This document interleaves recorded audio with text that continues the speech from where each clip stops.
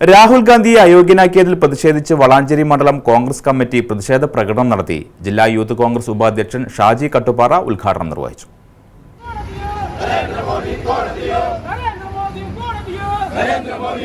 രാഹുൽ ഗാന്ധിയെ അയോഗ്യനാക്കിയതിൽ പ്രതിഷേധിച്ച് വളാഞ്ചേരി മണ്ഡലം കോൺഗ്രസ് കമ്മിറ്റി പ്രതിഷേധ പ്രകടനം നടത്തി. ജില്ലാ യൂത്ത് കോൺഗ്രസ് ഉപാധ്യക്ഷൻ ഷാജി കട്ടുപാറ ഉദ്ഘാടനം നിർവഹിച്ചു. പറശ്ശേരി ഹസൈനാർ അധ്യക്ഷത വഹിച്ചു. KV Unnikrishnan, Shabab Vakkadath, Rajan master, Rajesh Karthala, Bhakthavalsalan, Mustafa, Bappu KT, Valsan Babu, Ali Kottaram, Noufal Palara, Sreekumar master, Hashim Jaman എന്നിവർ പരിപാടിയിൽ പങ്കെടുത്തു.